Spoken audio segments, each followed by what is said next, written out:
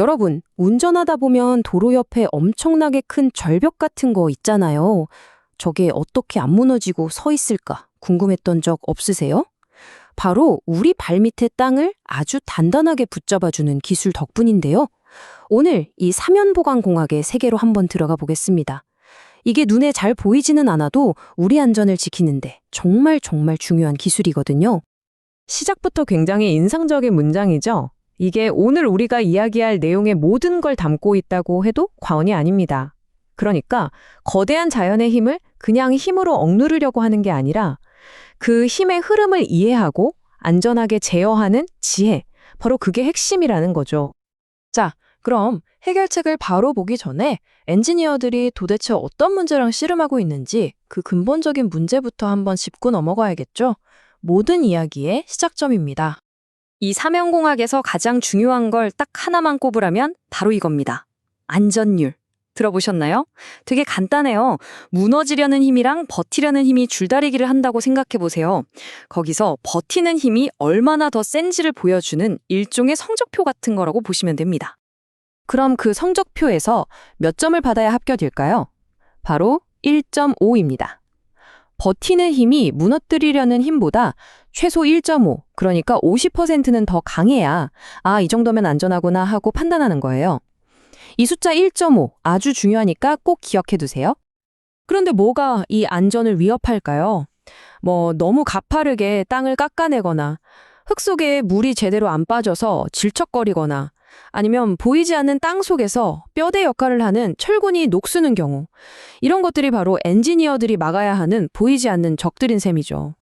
자, 이제 문제점을 알았으니 본격적으로 해결책을 봐야겠죠? 엔지니어한테는 이 상황에 맞는 다양한 기술들이 있는데 이걸 도구함이라고 생각하면 이해가 쉬워요. 각 도구마다 쓰임새가 다 다르거든요. 가장 대표적인 두 가지 도구를 한번 비교해 볼게요. 비유를 드니까 확 와닿죠? 소일 네일링은 흙 속에 수많은 못을 박아서 흙 자체를 단단하게 만드는 침술 같은 거예요. 흙의 기운을 북돋아주는 거죠. 반면에 그라운드 앵커는 불안정한 흙을 뚫고 저 깊은 곳에 있는 단단한 바위에 닻을 내리는, 마치 캠핑 가서 텐트팩 박는 거랑 똑같아요. 원리부터가 완전히 다른 접근법인 거죠. 자, 그럼 이 도구함에 또 어떤 도구들이 있는지 한번 쭉 볼까요? 방금 봤던 소일 네일링은 가정비가 좋아서 가장 흔하게 쓰이고요. 그라운드 앵커는 진짜 강력한 힘이 필요할 때, 교량 연결하는 부분처럼 아주 중요한 곳에 쓰는 비장의 카드 같은 거죠. 아예 접근법이 다른 애들도 있어요. 보강토는 흙을 쌓을 때부터 층층이 그물 같은 걸 넣어서 흙 자체를 튼튼하게 만드는 방식이고, 록볼트는 이름 그대로 바위에 쓰는 건데 금간 바위를 볼트로 꽉 조여주는, 거의 수술에 가깝죠. 그러니까 상황에 딱 맞는 연장을 꺼내 쓰는 게 엔지니어의 능력인 겁니다. 좋습니다. 이렇게 머릿속에 있는 멋진 아이디어들이 과연 어떻게 현실이 되는 걸까요? 설계도면 한 장에서 시작해서 우리 눈앞에 있는 튼튼한 구조물이 되기까지 그 과정을 한번 따라가 보시죠. 고강된 사면의 단면을 딱 잘라보면 보통 이렇게 3개의 층으로 되어 있어요. 맨 바깥에는 쇼크리트가 피부처럼 표면을 보호하고요. 그 안에는 네일링이나 앵커가 뼈대처럼 힘을 딱 받쳐주죠. 그리고 이 모든 걸 안정된 땅, 즉 기초가 든든하게 지지해주는 그런 구조입니다. 이 시공 과정은 순서가 정말 중요해요. 먼저 땅을 정교하게 깎아내고 구멍을 뚫어서 강철 뼈대를 넣습니다. 그 다음에 시멘트 풀 같은 걸 주입해서 뼈대랑 흙을 하나로 단단하게 굳히고 콘크리트로 피부를 싹 덮어주는 거죠.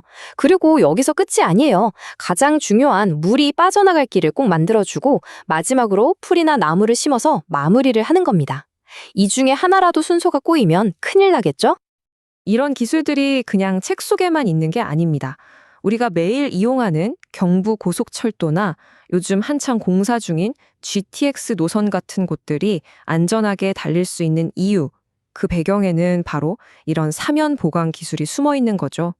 정말 보이지 않는 곳에서 우리 안전을 묵묵히 지켜주고 있는 셈입니다.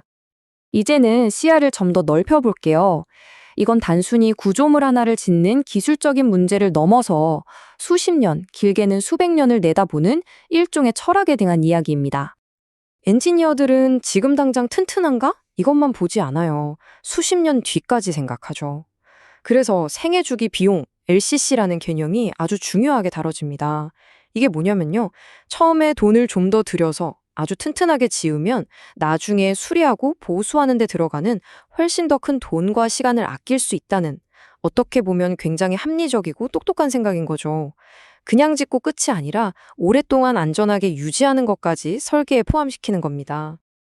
자, 그럼 오늘 이야기에서 우리가 꼭 기억해야 할 핵심 원칙들을 정리해 볼까요?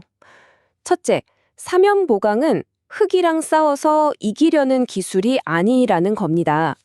흙이 움직이려는 힘의 방향을 잘 이해하고 그 힘을 살짝 지지해주면서 함께 버티도록 돕는 아주 지혜로운 기술인 거죠. 둘째, 모든 문제의 시작과 끝에는 물이 있다는 사실입니다. 아무리 튼튼하게 뼈대를 세워놔도 물이 빠져나갈 길을 제대로 만들어주지 않으면 결국 다 소용이 없어져요.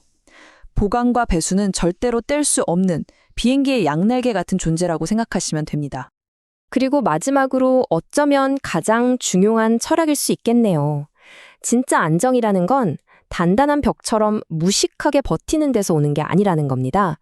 오히려 바람에 흔들리는 갈대처럼 변화하는 자연의 힘을 그대로 인정하고 거기에 유연하게 대응하는 지혜에서 나오는 거죠. 힘이 아니라 현명함이 핵심입니다. 오늘 우리는 흙을 붙잡는 기술에 대해 알아봤습니다. 하지만 어쨌든 땅은 계속해서 영원히 움직일 겁니다. 그렇다면 미래의 기술은 이 움직임을 그저 막는 데 그치는 게 아니라 오히려 그 거대한 에너지를 껴안고 함께 춤을 추는 방법을 찾아낼 수 있지 않을까요? 이 질문에 대한 여러분의 생각은 어떠신가요?